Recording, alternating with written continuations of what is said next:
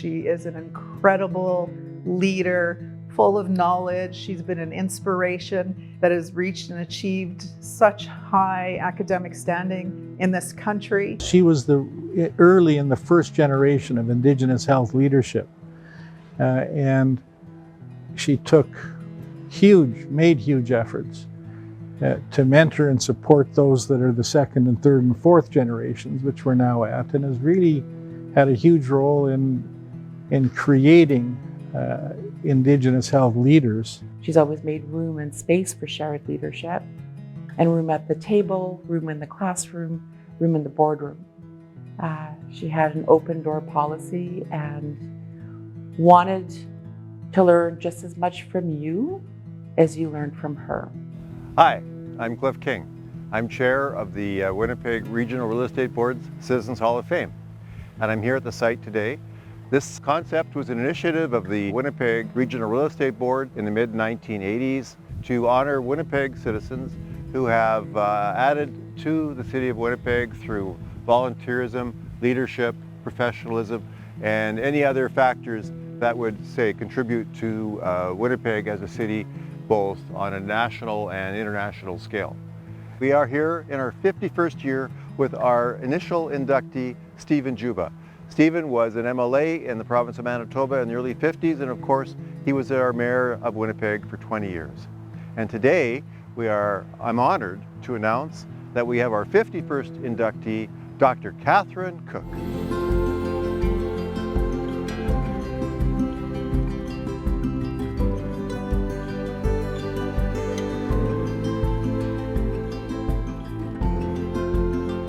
I nominated Dr. Catherine Cook on behalf of the University of Manitoba because she's so well deserving after a 40-plus year medical career, making room, taking space for Indigenous learners and staff and faculty to take their place in this incredible university, in this incredible city. She's a change agent, she's a leader. I think Kathy's very deserving of this for several reasons. One, she has taken a quiet but meaningful and sometimes forceful role in advancing Indigenous health agendas. She's done it with patience and a focus on education and improving communication, not trying to find blame with our horrendous past, which I think we all acknowledge.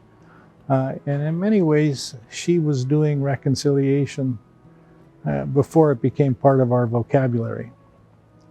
So, I think she undertook all of these roles remarkably well.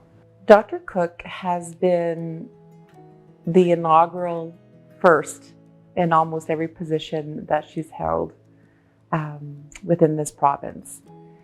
And, the first regional director for Indigenous Health with the WRHA, the first VP of Indigenous Health with Shared Health Manitoba, the first vice dean of Indigenous Health within the Rady Faculty of Health Sciences, as well as the very first vice president of Indigenous at the broader University of Manitoba.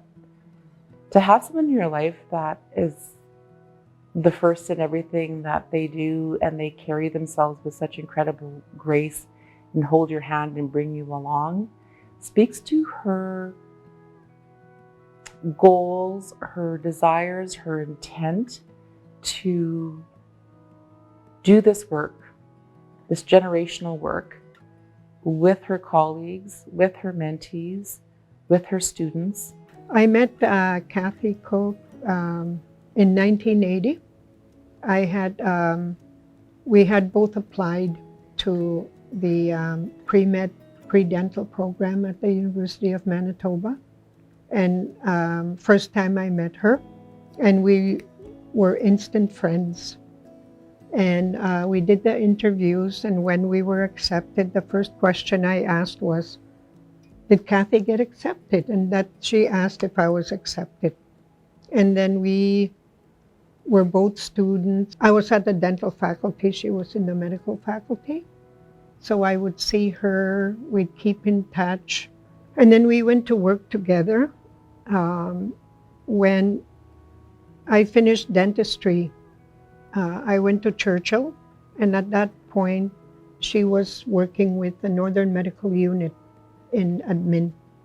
But before that, she and I worked up north on the reserves, her as a medical doctor and myself as a dentist. When I came out, I was very westernized in the way I did my dentistry, whereas she put a human face. She kept the human contact. And when I realized that I was just looking at teeth, just concentrating on the head, that I had to change that and go back to my pre-ways of being and knowing. And I cannot imagine the fields where she worked, where she had such huge responsibilities, the breadth and scope of what she had to deal with. But she just took it all in stride. It was never, I don't think I ever saw her doubt herself. She did her homework, she did her reading, she connected, she built so many deep relationships with people. She was a member of the National Center for Truth and Reconciliation Governing Circle. She helped us really refine the work that we do. She's leaving a lasting legacy. She was instrumental in helping us initiate a brand new National Center for Truth and Reconciliation. And from day one, I've been always honored and inspired by her leadership and her ability to share and mentor others. So I think just for me personally, maybe I'm speaking for the rest of the family as well.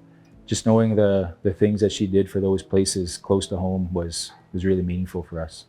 I think probably working close to Matheson Island. She did a lot of work in Blood Vein First Nation, Little Grand Rapids. She did some work around her home community of Matheson Island. And I think for us, just, over the years, talking to people and, when we would introduce ourselves or talk about who we were, and then when they would make the connection that we were Kathy Cook's family, just a light in their face and, the delight of them knowing who we were.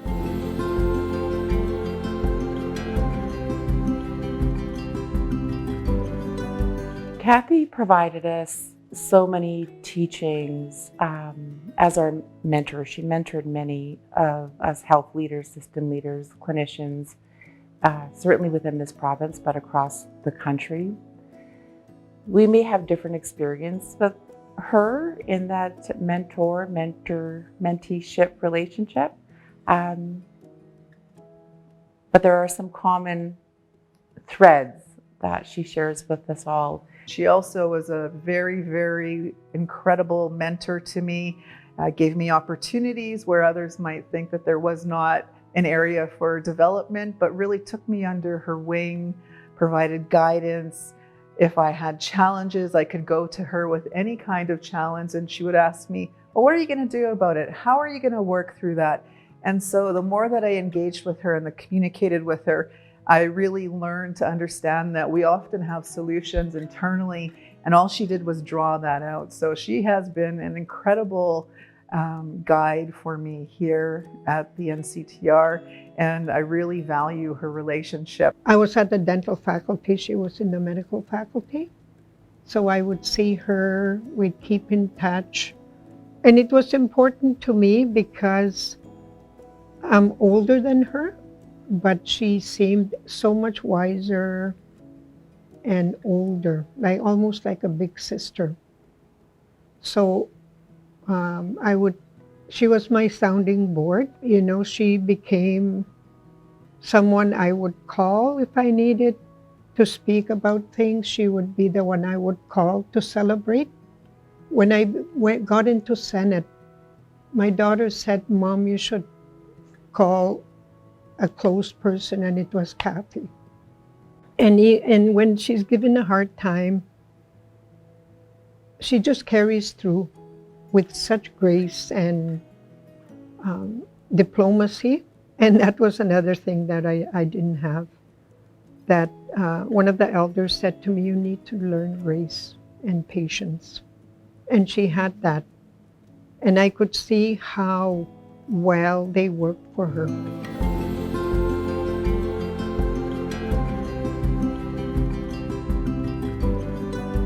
She was also very involved in a lot of our national and international work with either the College of Medicine, looking at curriculum renewal, admission processes, changing some of those policies and procedures for health professional students in multiple disciplines. That work has been carried on by her mentees and others that are coming along within the system. But she was also that international leader and working with New Zealand and Australia and our Native American relatives in the United States, as well as over including Hawaii. Having those international relationships as Indigenous health professionals was really key to elevating our story and our priorities within our home institutions, within our home provinces, and certainly our home countries. She was early in the first generation of Indigenous health leadership, and she made huge efforts to mentor and support those that are the second and third and fourth generations, which we're now at, and has really had a huge role in creating Indigenous health leaders. She's given opportunity to Indigenous students here on campus, female leadership that are Indigenous as well. So she continues to grow and leave really strong administrators and a really true, genuine, caring group of people that will lead us well into the future. She was a very good mother and aunt and wife, because I've seen her in all those roles and I've met her family. And like I said, she was my mentor. She was a good teacher of mine, but never to the extent that she needed to hold my hand. She knew to let go of people and to let them take their place in the world. With her colleagues, with her mentees, with her students, because it's going to take all of us. It's all hands on deck. She understood that from day one, and she practiced that throughout her entire career. It wasn't important for her to be the first. It was never important. She never tried or aimed to be the first. She just was.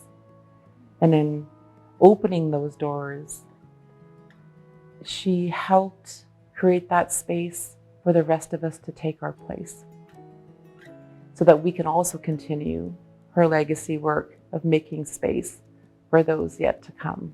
I know for me personally, and I think I probably speak for other people in the family, knowing what she's done for the Indigenous community in health, not only in our community, but in our province and in our country, the contributions that she's made to Indigenous health will be felt for a very long time. And so we thank Kathy for that work, for her vision, for trusting in us to be able to walk beside her and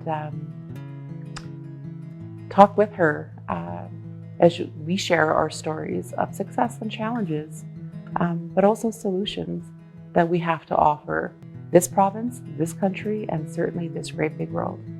And I look at Senate and sometimes I'll think, I wonder what Kathy would do in this situation.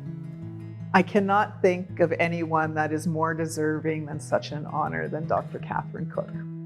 Congratulations, Mom. We love you.